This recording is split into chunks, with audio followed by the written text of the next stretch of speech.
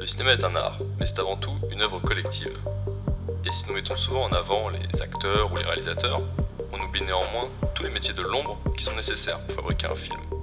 Enfin ça, c'était avant. Bienvenue dans les métiers cachés du cinéma. Bonjour à toutes et tous et bienvenue dans ce nouvel épisode du podcast des métiers cachés du cinéma où je reçois Emmanuelle Hollet qui est ensemblière. Bonjour Emmanuelle et merci d'avoir accepté mon invitation. Bonjour Florian. Alors pour commencer, est-ce que tu pourrais nous vulgariser ton métier ? Le métier d'ensemblier, c'est en fait le bras droit du chef décorateur. Il travaille au début d'un tournage, on commence avec lui et avec le premier assistant déco. Donc il y a le premier assistant déco qui est sur la partie plus technique, financière, et l'ensemblier qui lui est plus sur la partie artistique. Donc c'est avec le chef déco qu'on élabore les décors, dans le sens tout ce qui va toucher aux accessoires et au mobilier qui se trouvent dans un espace. Et lui, il va créer, quand c'est en studio, l'espace dans lequel moi je vais venir meubler. C'est-à-dire que lui, il va élaborer les plans, et moi je vais venir proposer tout un ensemble d'objets, de mobilier, de lampes en fonction de l'époque, du type de projet, voilà. Et quand c'est pas en studio, c'est lui qui est plus en amont sur les repérages techniques, les repérages artistiques, pardon. Et après, moi, je viens donner on travaille ensemble après pour élaborer le meublage. Ah, du coup, lui, il est plus sur la version macro et toi sur la version micro. Exactement. Ok. Pour toi, quelles sont les compétences et les connaissances principales qui sont nécessaires pour ta profession ? Alors, il y a beaucoup de compétences à avoir. C'est surtout un métier on ne peut pas sortir de l'école et être ensemblier comme ça. Il faut avoir beaucoup d'expérience d'abord de terrain et un gros bagage culturel et artistique pour pouvoir embrasser toutes les époques différentes auxquelles on est, entre guillemets, confronté au fil des tournages. Donc ça demande d'avoir des grandes connaissances en mobilier, en style. Il faut être extrêmement curieux et savoir à peu près tout sur ce qui se passe en termes d'actualité artistique, d'œuvres d'art, de type d'objets. Ça va de la ferme au château du 18e en passant par le film de science-fiction. Donc il faut avoir un bon bagage culturel et artistique, ouais, je dirais. Ok, ça c'est plus pour les connaissances. Et du coup, pour les compétences, il y a des compétences peut-être un peu, je sais pas, techniques ou manuelles à avoir du coup ? Des compétences manuelles ou techniques, en fait, l'ensemblier, il est beaucoup sur le terrain. Donc après, bien sûr, c'est des compétences qui sont liées à savoir lire un plan, savoir s'organiser dans un espace, savoir ce que c'est la dramaturgie d'espace, pour pouvoir proposer un espace de jeu cohérent au réalisateur et au chef déco. Donc un peu des compétences architecturales, si je schématise. Oui, bien sûr. En fait, la plupart des ensembliers, on vient quand même souvent, pas tous, mais de tout ce qu'on appelle les études d'art appliqué. Donc, c'est le design d'espace, la scénographie ou l'architecture. Donc, on a quand même un grand sens de l'organisation dans l'espace. Et puis, il y a aussi tout l'aspect humain avec le management d'équipe qui prend quand même beaucoup de temps dans notre organisation de travail et qui demande de certaines compétences qu'on n'apprend pas forcément pendant nos études, mais qu'on acquiert plutôt au fur et à mesure des films. Mais c'est vrai que l'aspect humain, équipe, savoir dialoguer avec tout le monde, prendre le temps... driver tout le monde comme il faut, donner de l'énergie, impulser tous les jours une bonne énergie à l'équipe, c'est aussi une grande compétence, je trouve, de la part d'un chef d'équipe comme l'ensemblier. Ok, très bien. Pour revenir un peu dans le passé, est-ce que tu peux me dire ce qui t'a poussé vers le cinéma et plus particulièrement du coup vers ce métier ? Alors, moi, j'ai toujours été attirée par le monde de l'art en général, et depuis très longtemps en fait, depuis la 5e.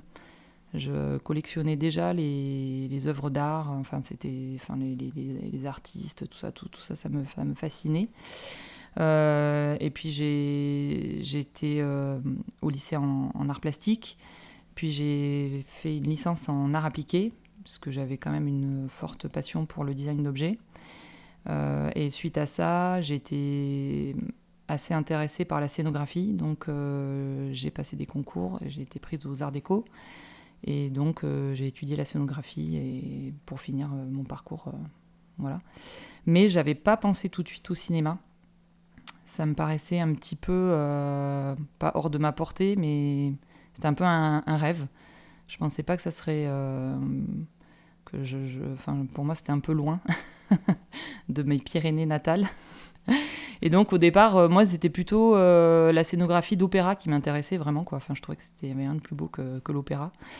Euh, et puis en fait, ça s'est fait pas vraiment par hasard parce que j'ai vraiment cherché à travailler au final dans le cinéma.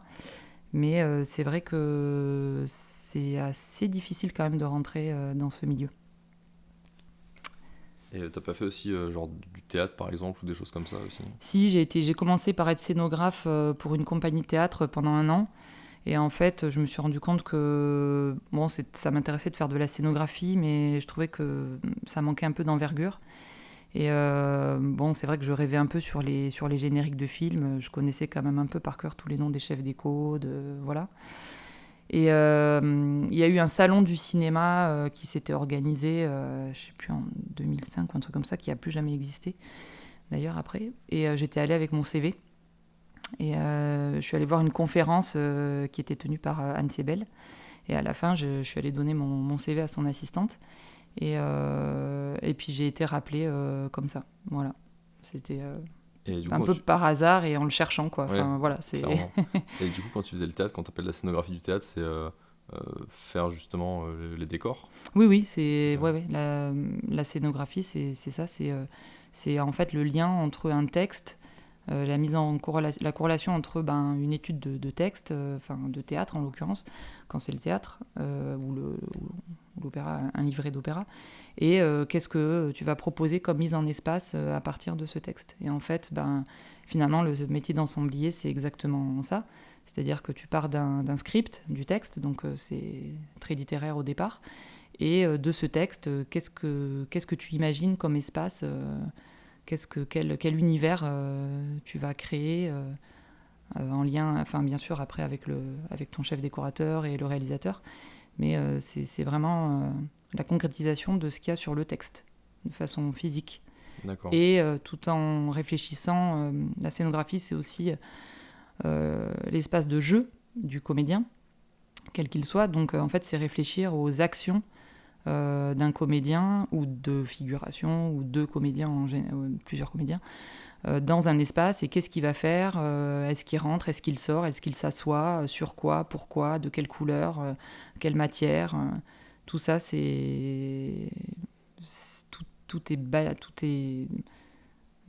Oui, on regarde vraiment tout dans les détails pour que tout ait un sens à la fin. Oui, y a rien n'est laissé au hasard, quoi. Non, rien n'est laissé au hasard, jusqu'au moindre objet, jusqu'au moindre coussin. C'est un gros travail de mise en abîme oui, du texte en version euh, palpable. Ouais. Et du coup, toi, t'as pas vraiment suivi de cursus spécifique. Est-ce qu'il en existe un aujourd'hui pour devenir ensemblier directement via une école, tu vois? Est-ce que t'as un cursus qui te donne accès à ce métier ou est-ce qu'il faut se former via autre chose et ensuite tu le deviens un peu sur le tas? En fait, si, c'est quand même un cursus spécifique qui correspond totalement au métier d'ensemblier que j'ai fait. Enfin, Mais je il n'y veux a dire pas une ensemblier école du cinéma, tu d'ensemblier vois. de cinéma. Enfin, si, il y a effectivement à la FEMIS, on forme des décorateurs.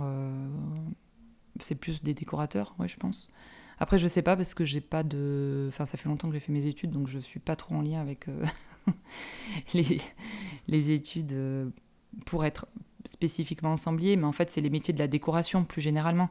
Donc, en fait, effectivement, la plupart de mes collègues, ou en tout cas dans les équipes déco, on vient tous quand même des arts appliqués en général, quoi. Donc, c'est où où on a tous fait des études en lien avec l'espace. BTS d'architecture d'intérieur, design d'espace, scénographie. Tout ça, ça peut mener au métier de la décoration ou de l'ensemblage. Et j'ai vu que tu étais créditée en tant qu'ensemblière, mais aussi parfois en tant que régisseur d'extérieur. Est-ce que tu peux nous expliquer la différence entre ces deux postes et nous parler aussi de ton évolution professionnelle ? Alors, ce sont des postes qui sont complètement qui sont liés, en fait. Le régisseur d'extérieur et l'ensemblier sont des postes de cadre. Donc, ils ont de grandes responsabilités, effectivement, dans l'équipe déco. Et en fait, c'est un binôme de travail. Enfin, moi, je le vois, en tout cas moi, en tant qu'ensemblière et ex-régisseuse d'extérieur, je le vois vraiment comme un binôme de travail. C'est-à-dire que l'ensemblier va s'attacher vraiment au mobilier, aux rideaux, enfin voilà, la recherche de tissus, de papier peint, de choses comme ça, de l'accessoirisation générale.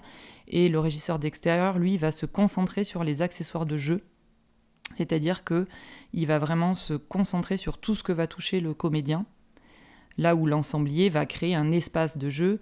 Le régisseur d'extérieur, lui, il vient en complément pour se focaliser vraiment sur tous les petits accessoires, ou gros accessoires d'ailleurs, que va manipuler le ou les comédiens.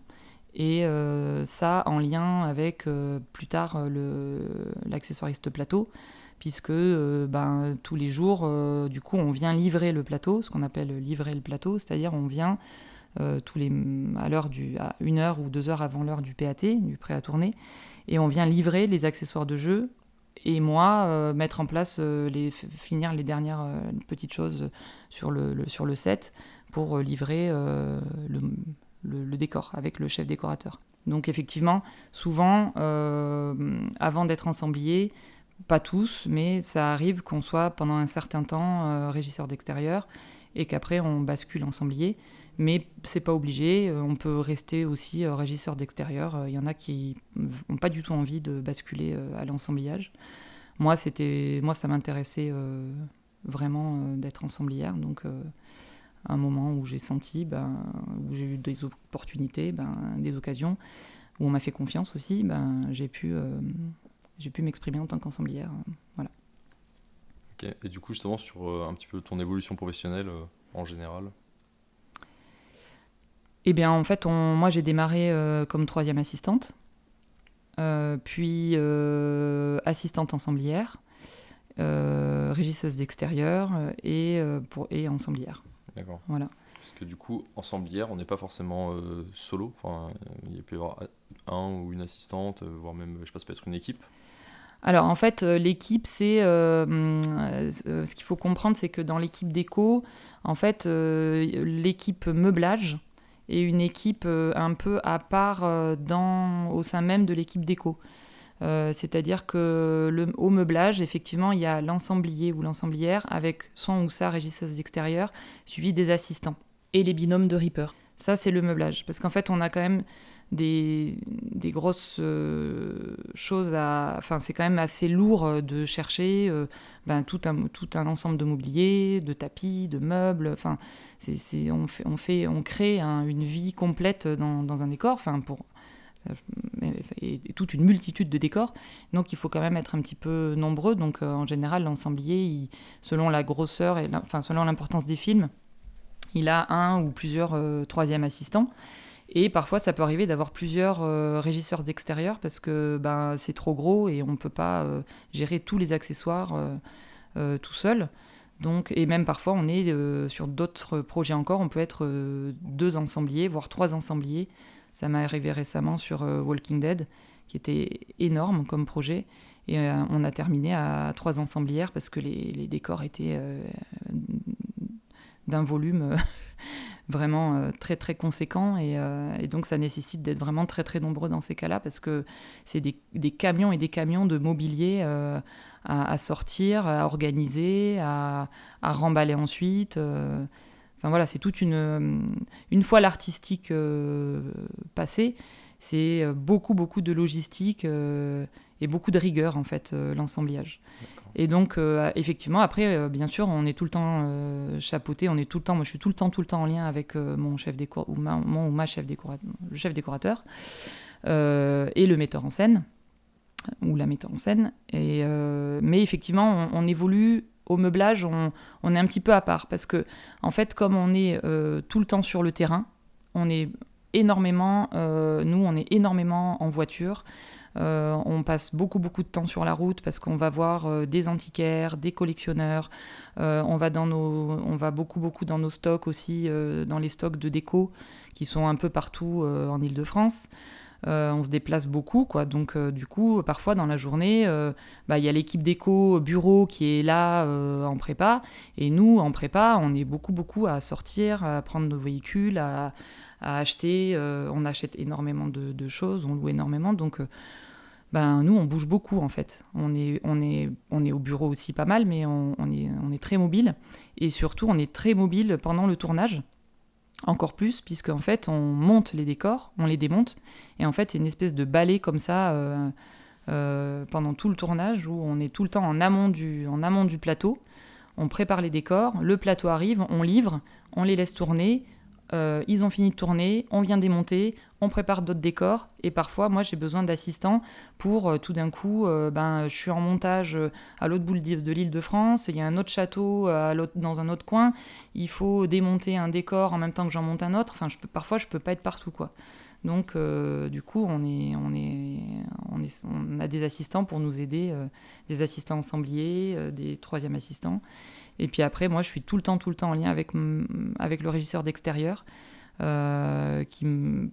pour être sûr que tous les accessoires de jeu ont bien été livrés, que voilà, il y a toute une logistique et toute une gestion après pendant le tournage qui se met en place, ouais. Mais du coup, tu sais que le régisseur extérieur, il était chargé aussi de props, enfin de choses à acheter, mais pour le comédien, enfin pour les accessoires de jeu plutôt.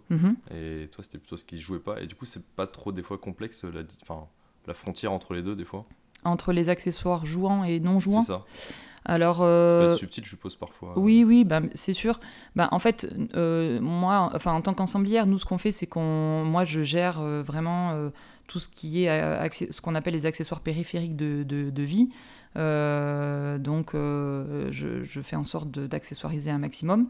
Parfois, quand c'est possible, le régisseur d'extérieur m'accompagne pour qu'on le fasse ensemble, pour qu'on crée un univers ensemble. Moi, j'aime bien le travail d'équipe, donc c'est vrai que j'aime bien quand on fait les choses ensemble. Et puis c'est comme ça que c'est riche aussi, parce que c'est à ce moment-là qu'on se dit, tiens, mais lui, est-ce qu'il aurait vraiment ça dans son salon ? Tu crois qu'on met ça sur la cheminée ? Mais est-ce que ce vase, il est pas un peu too much ? Attends, vas-y, on va peut-être choisir ça.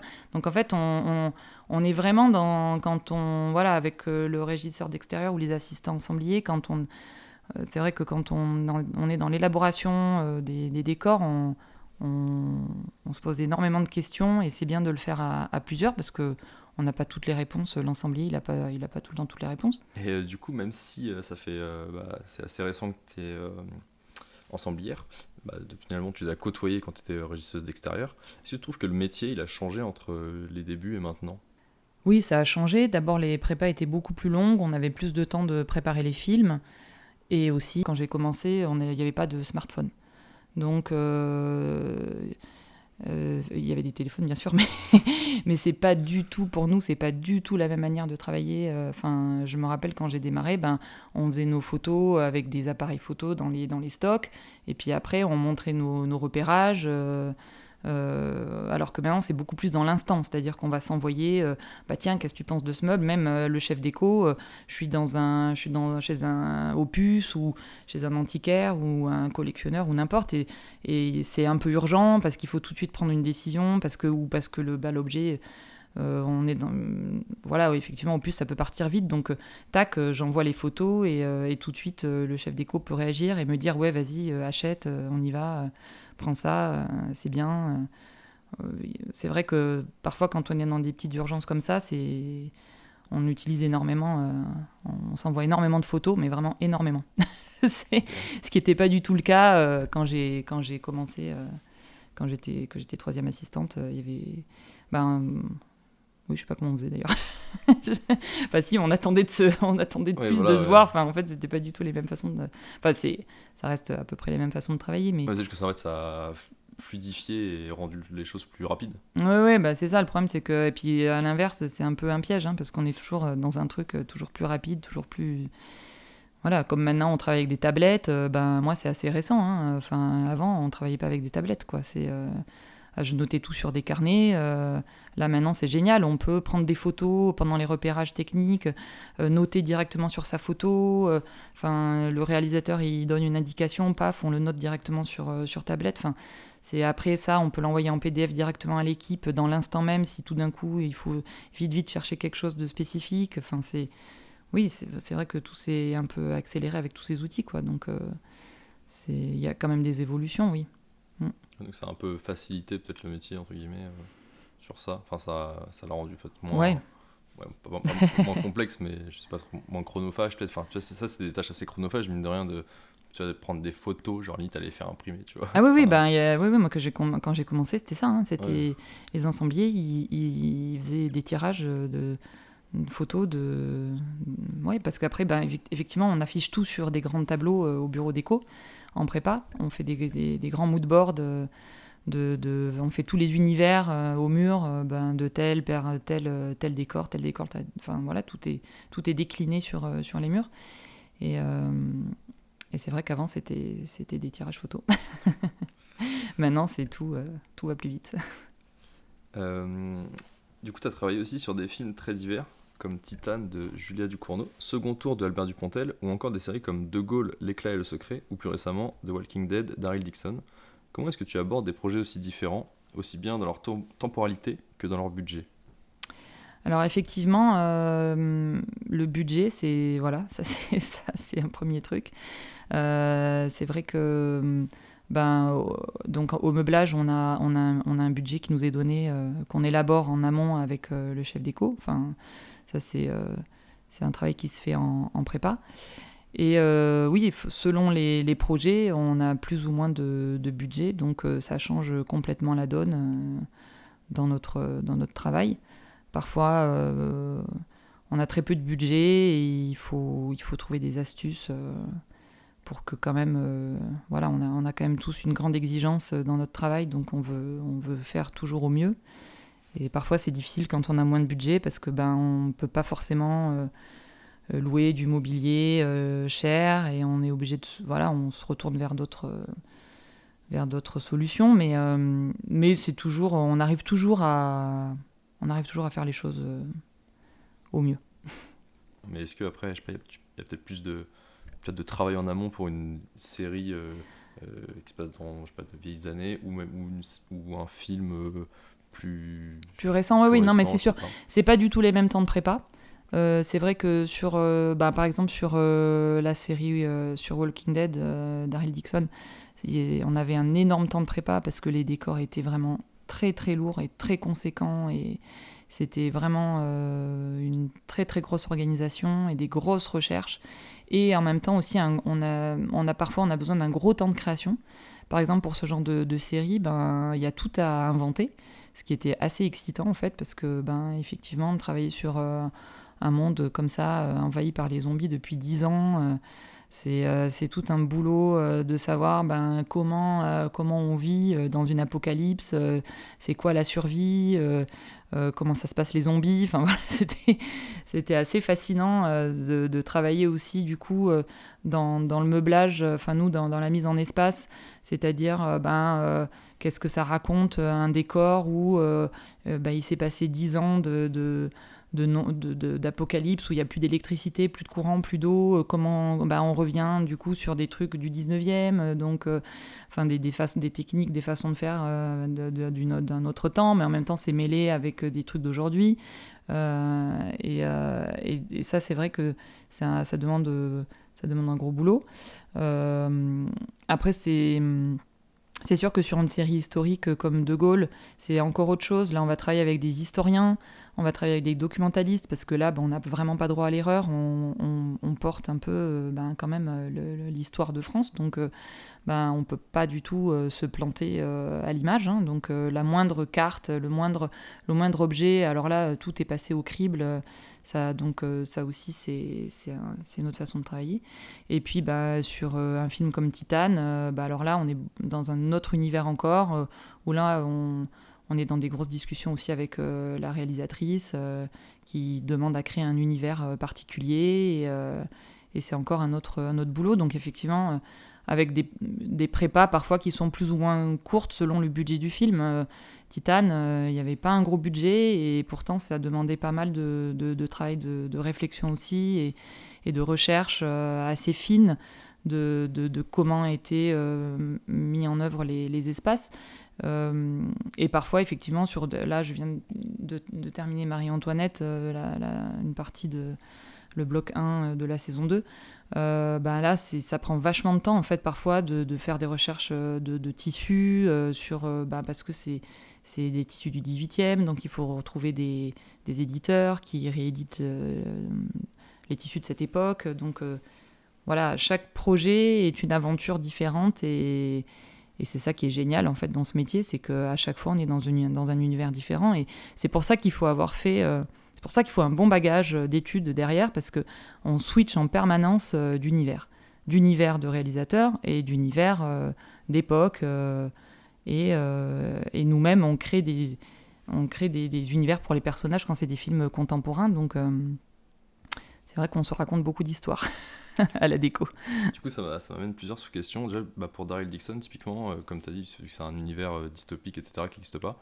Du coup, quand tu choisis tes meubles et tout, est-ce que après, toi, soit tu as une équipe qui le fait, soit c'est toi qui le fais, je sais pas, peut-être de les vieillir, de les, alors les après, abîmer, je sais pas trop, mais... Ouais, tout à fait. Alors là, c'est ça qui était impressionnant sur Walking Dead, c'est que donc on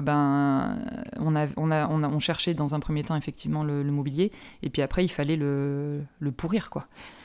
Non mais c'était assez ahurissant, c'est-à-dire qu'il y avait des équipes énormes de peintres, de patineurs, c'est-à-dire que moi j'avais droit sur ce film à une équipe que pour nous, que pour le meublage, qui nous vieillissait tout ce qu'on ramenait. Donc on ramenait des kilos et des kilos de meubles, d'objets sur lesquels il fallait qu'ils fassent des moisissures, des faux champignons. C'était assez dingue en fait le travail qui a été fait. De ce côté-là, de patine, ce qu'on appelle le travail de patine d'objets. Et ensuite, on a fait avec nous, selon l'ampleur des films, ce qu'on appelle des accessoiristes au meuble. Et donc, eux, ils vont nous aider à fabriquer des choses qu'on ne trouve pas. Et alors, eux, ils sont absolument incroyables et géniaux. Ils savent tout faire. C'est fascinant, leur métier, en fait. C'est mes super partenaires, quoi. C'est-à-dire que tout d'un coup, il faut créer, je sais pas moi, un système pour que quelque chose s'enlève et que le comédien que ce soit pas compliqué pour le comédien. Donc ils vont trouver plein d'astuces et de systèmes pour ça. Et sur Walking Dead, il y en avait énormément parce qu'il y avait plein d'effets mécaniques aussi. Donc on travaille là on était vraiment une grosse équipe et c'était une énorme gestion pour moi aussi. Donc là c'est vrai que c'était assez fou de recréer ces univers sur Walking Dead. C'est vrai que c'était super intéressant parce qu'on dans ce cas-là on touche à plein de corps de métier quoi. On va voir un peu tout le monde pour nous aider à créer un univers, à créer tout un univers de bout en bout quoi. Et pareil sur ça, je pense que tu auras peut-être une réponse assez large du coup, mais est-ce que des fois tu as carte blanche, justement, genre le ou la chef d'éco te dit voilà ce qu'il faut, ou tu as lu le scénario et du coup tu as un peu carte blanche, ou est-ce que des fois tu es un peu drivé par réal ou chef d'éco, je sais pas.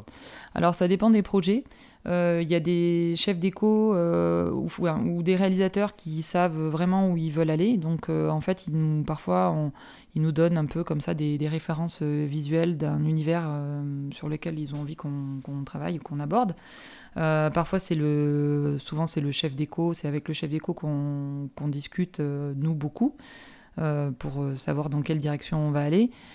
Carte blanche, Oui et non, enfin, c'est-à-dire que moi je suis évidemment, les ensembliers sont force de proposition énormément en fait, puisque c'est nous qui chinons et c'est nous qui allons voir le mobilier, les meubles, les accessoires, tout ça, c'est vraiment nous qui sommes sur le terrain.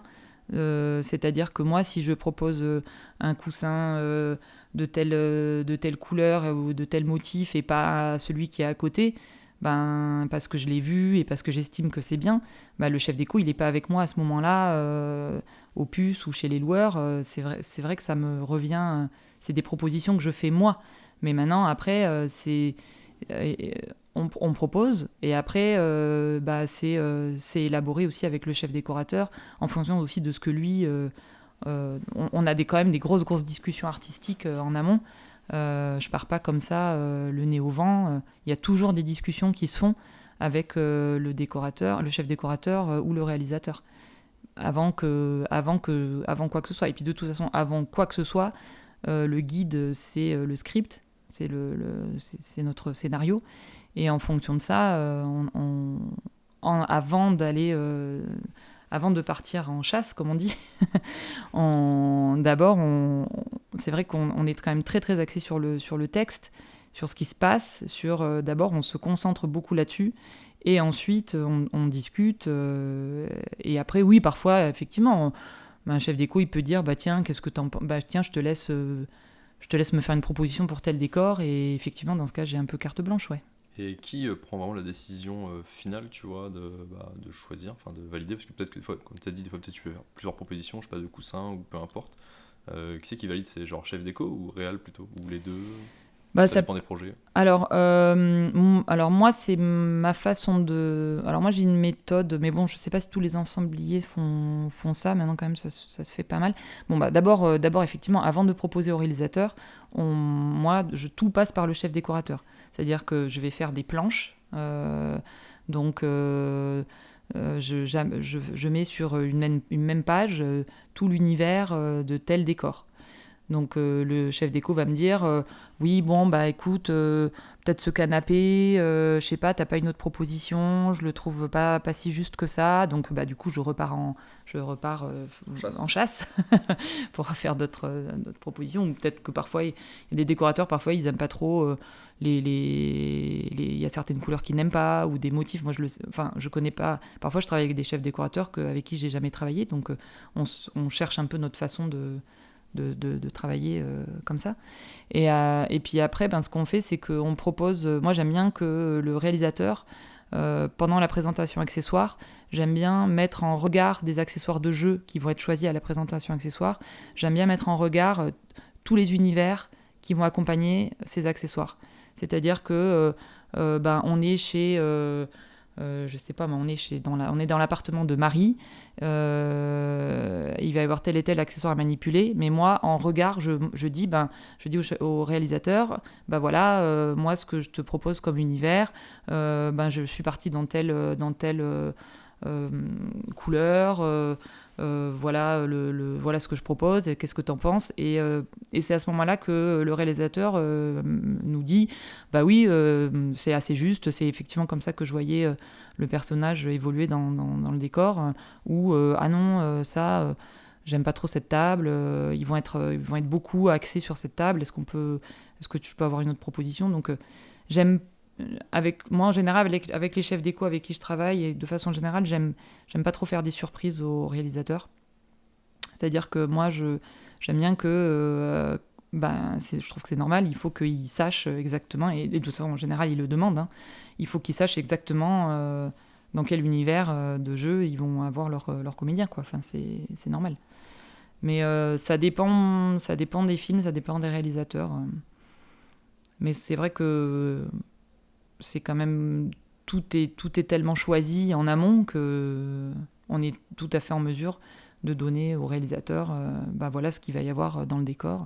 Et souvent après on fait faire des 3D de tout l'emplacement du mobilier. Et de toute façon en amont aussi, souvent le chef décorateur va faire des refs pour les gros décors importants.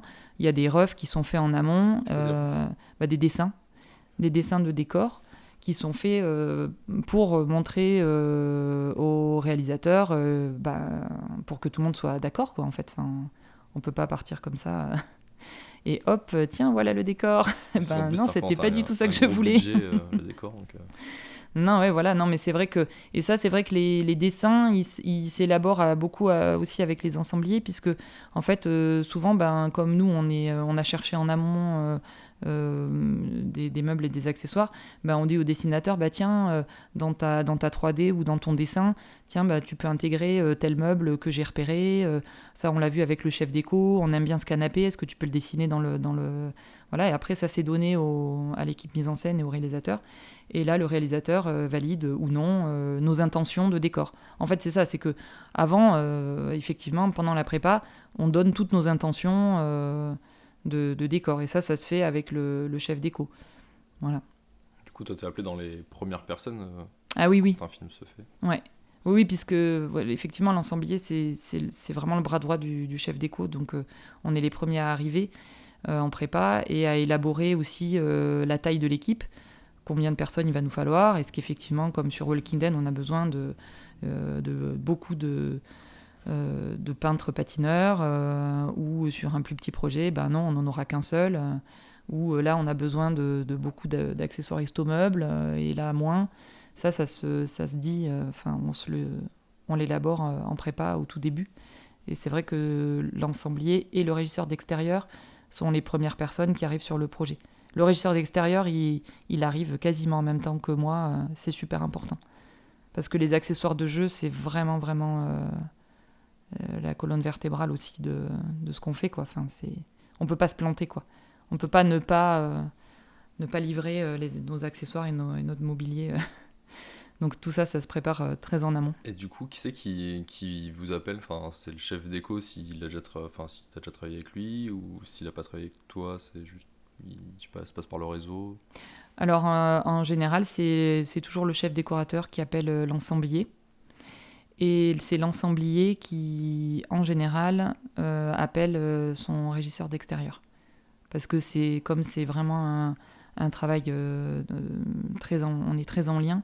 Mais là, par exemple, le projet que sur lequel je suis en prépa actuellement, le chef déco avec qui j'avais déjà travaillé m'a dit tiens, il y a une régisseuse d'extérieur avec qui j'ai bien aimé travailler dernièrement, si tu veux bien la rencontrer, travailler avec elle. Et moi, j'adore rencontrer, j'adore ce métier parce que j'adore rencontrer plein de gens différents et chacun a un peu sa façon de travailler.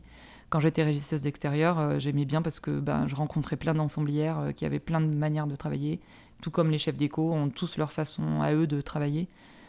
On travaille, c'est vrai que tout le monde a un peu sa façon à lui d'envisager le décor, et donc c'est super intéressant de passer des uns aux autres parce qu'il y a plusieurs écoles entre guillemets, quoi. Donc c'est ça qui est enrichissant en fait, c'est de voir et de passer d'une équipe à une autre parce que tout d'un coup on va apprendre tiens, lui il fait comme ça, c'est intéressant, tiens, lui il envisage les décors de cette façon là, ça c'est chouette.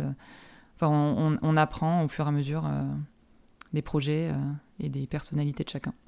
Et en moyenne, du coup, c'est combien de temps la préparation pour un film? Alors au minimum, je dirais c'est 6 semaines de prépa pour 8 semaines de tournage. C'est vraiment le minimum du minimum. Le confort, normalement, c'est entre 10 et 8 semaines. Et après, ça peut aller bien au-delà. Enfin, ça peut être 3-4 mois de prépa si le film est vraiment très, très conséquent et très lourd. Bien sûr qu'il y a des énormes prépas pour des très gros films. Plus le film est gros, plus il y aura de prépa. Mais quoi qu'il se passe, on n'a jamais assez de prépa. Et on a toujours l'impression qu'on ne sera pas prêt et qu'on ne va jamais y arriver et qu'on n'a jamais assez d'argent et que même s'il y a de l'argent sur un film, en fait, il n'y en a jamais assez parce que en fait, c'est toujours... il n'y a jamais ce qu'il faut, en fait. Ouais. C'est ça la difficulté, c'est qu'il faut toujours trouver des astuces pour que tout ça rentre, mais c'est toujours délicat. Et du coup, est-ce que tu peux nous en dire un peu plus sur la préparation en amont du film ? Donc oui, alors le travail de prépa, ça consiste dans un premier temps à lire le script, le scénario, de façon très détaillée. Et pour accompagner cette lecture détaillée, on élabore un dépouillement. Donc en fait, c'est un énorme tableau Excel où on va noter d'un côté tous les numéros de séquence et de l'autre toutes les actions de comédiens. Donc c'est là où on va retrouver tous nos accessoires de jeu et où moi je vais noter aussi, par exemple, si je vois que un tel doit s'asseoir sur un fauteuil, et ben ça c'est noté dans le dépouillement parce que ça veut dire que c'est presque comme un accessoire de jeu dans la mesure où ça va être filmé.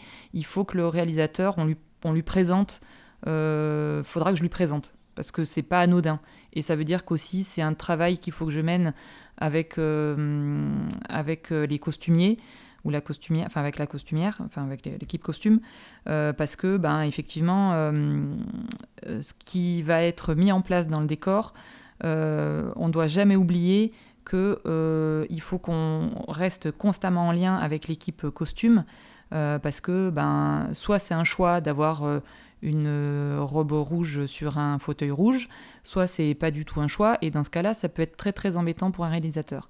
Donc c'est dans le dépouillement qu'on va passer en revue toutes les séquences, très finement, en essayant aussi de lire au-delà du texte, et en essayant d'anticiper un maximum ce qui pourrait se passer au plateau. Donc on a des cases aussi pour poser des questions à l'équipe mise en scène et au metteur en scène. Et du coup, d'ailleurs, quand le tournage arrive, toi, tu es encore sur le plateau? Tu restes sur le plateau pendant le tournage ou... Alors, donc, une fois que nous, on a fini notre décor, effectivement, on le livre le matin du tournage, ou parfois on le livre en amont au réalisateur quand il y a des grosses scènes dans un décor où ils vont rester une semaine. Évidemment, le réalisateur, il veut venir voir le décor et il veut voir dans quoi il va tourner et pour faire son découpage et comment vont se déplacer les comédiens, etc. Donc voilà, ça c'est une livraison qui peut être faite très en amont. Parfois, quand tout va un peu vite, on livre le matin même. Donc, et là, dans ce cas-là, moi, je reste jusqu'à ce que ça tourne. Parce que, quand c'est possible, quand je ne suis pas happée sur tout de suite, il faut partir sur un autre décor, parce que le lendemain, il tourne dans un autre décor, et vite, il faut que je monte le décor pour le lendemain. Mais quand je le peux, je livre le décor jusqu'au moment où ça tourne. Pourquoi ? Parce que je veille avec le chef déco, qui est souvent à mes côtés, à ce que tout soit bien en place et que au cadre, moi j'adore en fait le moment où la caméra est mise en place, le combo est là, on regarde les retours, on regarde ce qui se passe, et là c'est la composition à l'image du décor aussi, quoi. C'est-à-dire que ce que j'avais envisagé, parfois la caméra se place et en fait c'est bof. Donc tout d'un coup on se dit mince, en fait là le fauteuil que j'ai mis là, ça va pas du tout dans l'image, dans le cadre. Parce que le cadre est posé, et tout d'un coup je me dis mince, zut, là j'avais un super truc, s'il reste axé que comme ça, ça serait peut-être bien que je bouge un peu plus cet objet-là à cet endroit-là, et là à ce moment-là, c'est un moment que j'aime bien parce que c'est de la composition en fait d'images en direct, quoi. Enfin, donc on peut rectifier des petites choses, corriger un abat-jour qui finalement est pas, ça paraissait bien comme ça quand nous on le voyait, et puis finalement au cadre c'est moins bien, alors tout d'un coup je vais changer une lampe vite avant que ça tourne parce que ça rendra mieux comme ça. Et bon, alors évidemment on peut pas le faire toute la journée, hein, moi j'adorais, mais après c'est justement là qu'intervient l'accessoiriste plateau, puisqu'on lui livre le plateau, et la responsabilité après c'est lui qui est garant, qui est notre œil. C'est notre œil, en fait, après toute la journée, le long de la journée de tournage. C'est lui qui est garant de placer les choses exactement comme on le veut, quoi. Alors parfois on râle parce que c'est pas comme on avait dit, mais parfois c'est parce que le réalisateur ou un comédien, il a demandé finalement à faire comme ci, comme ça, et alors nous, ça nous agace, mais bon. Après, il faut savoir lâcher le bébé, comme on dit. C'est pas facile. Et donc du coup, toi, c'est-à-dire que ton contrat, ça s'arrête fin du tournage, du coup? T'as pas du tout de...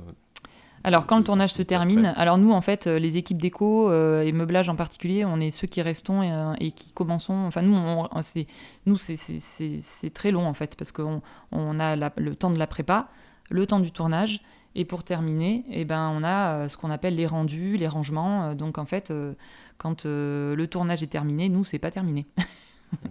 Parce qu'en fait, ben, souvent, on a des locations à rendre, des stocks à ranger, des comptes. Enfin, aussi, on a toute la comptabilité à rendre. Et tout ça peut prendre pas mal de temps. Hein. Ça peut être très long, en fait, hein, après un film, surtout des films d'époque ou films comme Walking Dead. Ça prend beaucoup de temps de ranger. Parfois, quand c'est une série, ben, comme Walking Dead, par exemple, qui reprend, ben, là, il fallait tout archiver pour la suite, parce qu'il y avait, il y avait il tournait ensuite la deuxième partie. Donc, dans ces cas-là, la production garde tout, puisqu'ils sont propriétaires des objets et des meubles qu'on achète. Donc, il faut tout archiver, étiqueter, faire des catalogues de meubles et objets pour que les gens qui prennent la suite sachent où sont les choses, et tout est numéroté, empaqueté, mis en caisse, en carton. Donc tout ça, ça prend du temps. Parce que justement, j'avais demandé, comme autant à la déco, potentiellement, les décors entiers peuvent être genre détruits. Bah, toi, du coup, pas vraiment, vu que c'est des meubles, etc. C'est stocké ou peut-être revendu éventuellement, je sais pas. Voilà, alors il y a donc toujours une partie qui est louée, donc on rend nos locations. Une partie qui est achetée, donc c'est propriété de la production. Dans ces cas-là, soit ils organisent une vente d'équipe où tout le monde peut acheter un objet, un meuble, voilà. Soit ils le gardent parce qu'il y a certaines productions qui ont leur propre stock. Il y a certaines choses qu'ils aiment garder, voilà. Soit c'est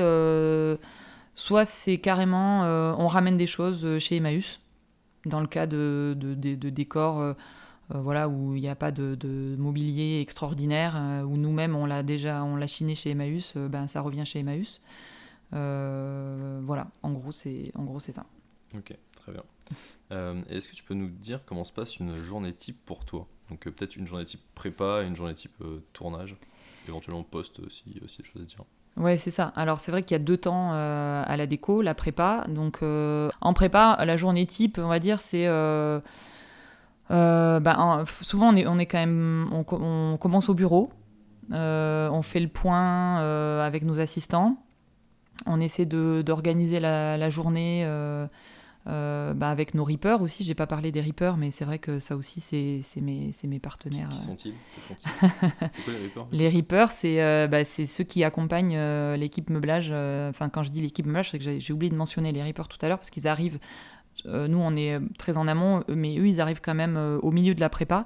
Et en fait, c'est eux qui, par exemple, si j'ai tout d'un coup un ensemble de fauteuils à aller chercher, que j'ai trouvé sur le Bon Coin ou chez un antiquaire que je veux acheter, ils ont des 22 mètres cubes ou des poids lourds, et ils vont chercher le mobilier qu'on trouve.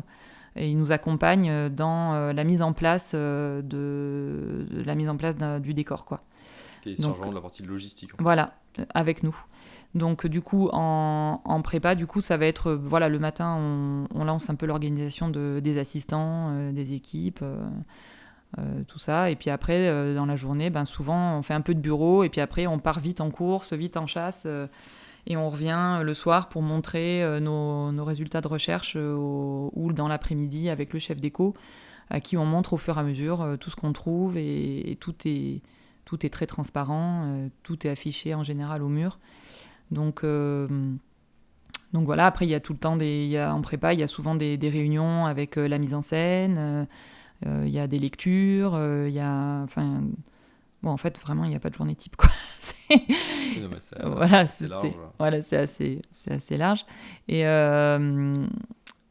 après, alors c'est vrai qu'en prépa, on essaye on est cadré sur 39 heures. Donc on fait un peu moins d'heures que... Normalement, on essaye de faire moins d'heures que quand on est en tournage. C'est difficile, mais on essaye. Et quand on est en tournage, une journée type, ça peut être effectivement la livraison du plateau quand ça tourne. Et puis après, le montage des décors avec notre équipe de reapers et d'assistants. Donc, sortir les meubles du camion, dépacter les cartons. En fait, en vrai, après, on est des déménageurs. Hein. Et est-ce que tu trouves que les récompenses pour les décors mettent assez en avant le métier d'ensemblier? Mais pas du tout, justement. Ça va être ma future bataille à venir. Non, je trouve que le métier d'ensemblier est pas du tout assez représenté. Je crois qu'il l'est plus aux États-Unis. Mais il n'y a pas de récompense pour l'ensembliage. Mais en fait, la récompense, elle est assez large. C'est les décors. Oui, c'est les Après, décors. l'équipe déco, C'est elle le est chef tellement déco. grande, ouais, ça. C'est le chef déco qui porte la responsabilité, alors que je trouve que souvent, c'est quand même l'ensemblier qui fait le taf. Enfin, si je peux dire. C'est vrai que... Non, mais c'est un partenariat, hein. C'est un partenariat, évidemment. Mais c'est vrai que parfois, c'est quand même... c'est lourd, c'est assez lourd quand même pour un ensemblier, la logistique, de penser à tout. Enfin, c'est sûr, c'est facile. Une intention de chef décorateur, ça prend... Voilà, c'est une élaboration, bien sûr, mais après, nous, de le concrétiser, c'est tout autre chose, quoi. Et parfois, c'est quand même assez stressant de trouver le bon mobilier voilà, en temps et en heure. Parfois, on a des contraintes aussi super techniques dans des décors naturels où on ne peut pas passer un canapé à tel endroit, donc on est obligé d'en choisir un autre, on est obligé de faire des compromis.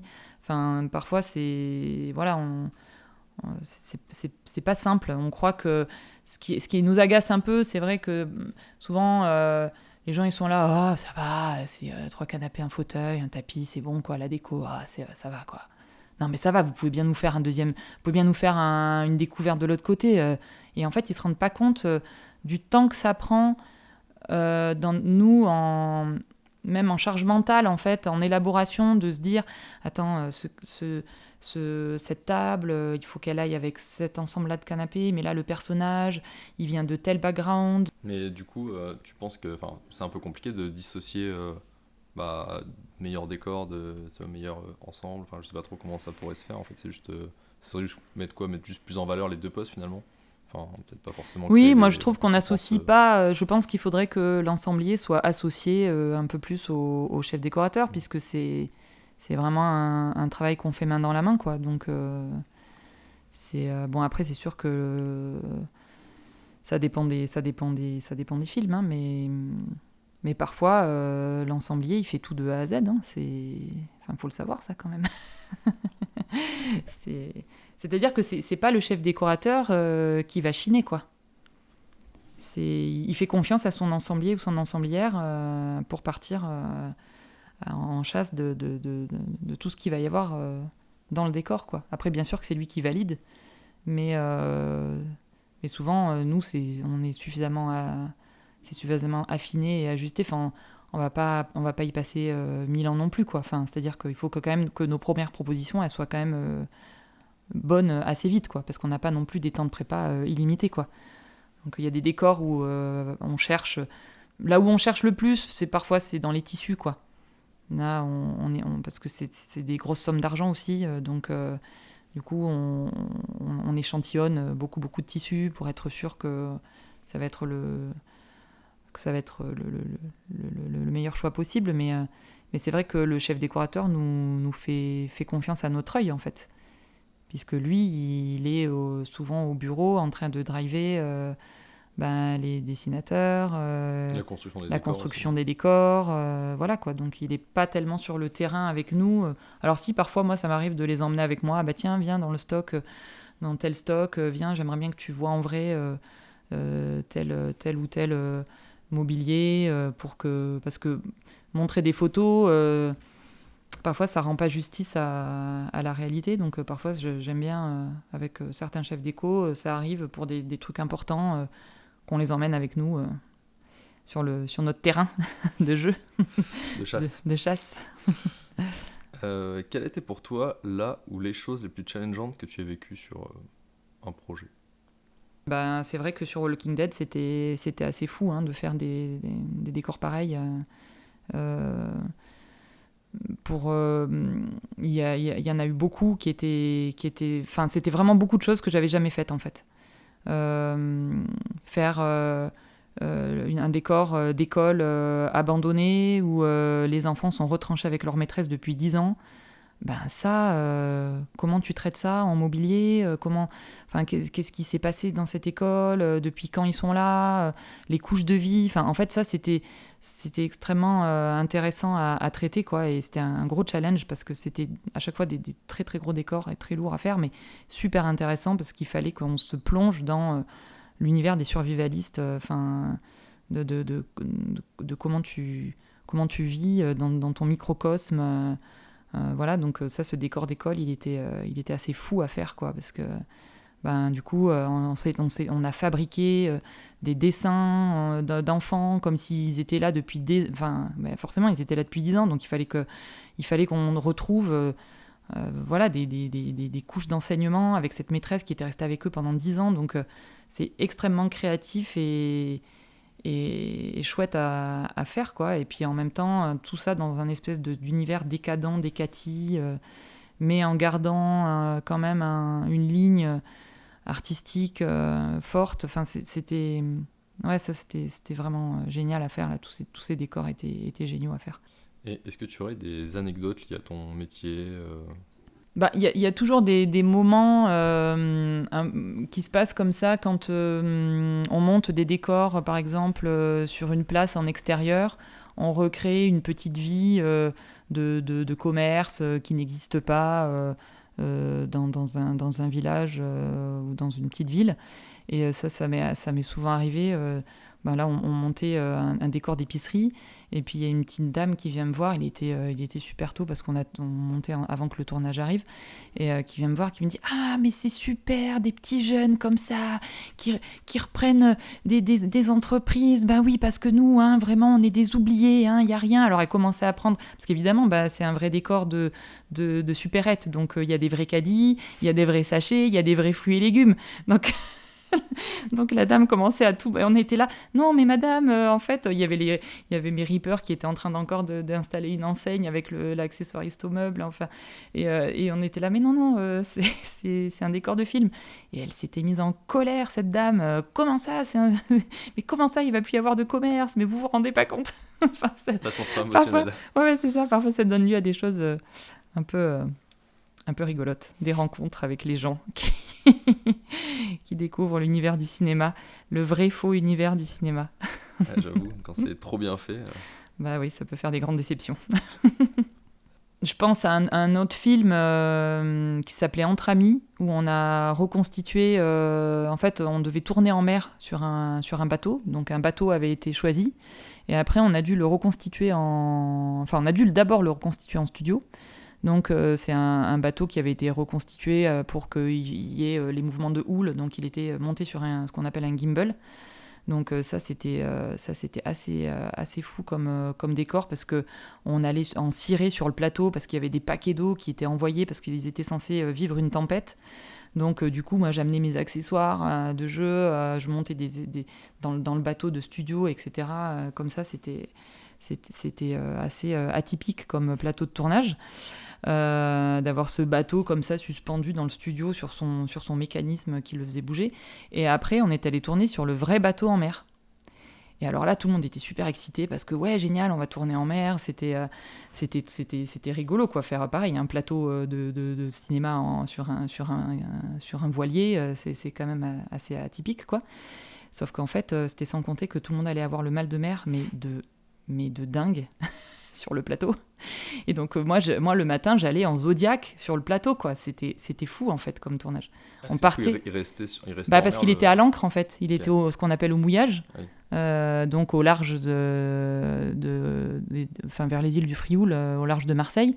Donc le matin, on partait avec la première assistante, le chef d'éco, en Zodiac à 6h du matin pour aller sur le plateau, quoi.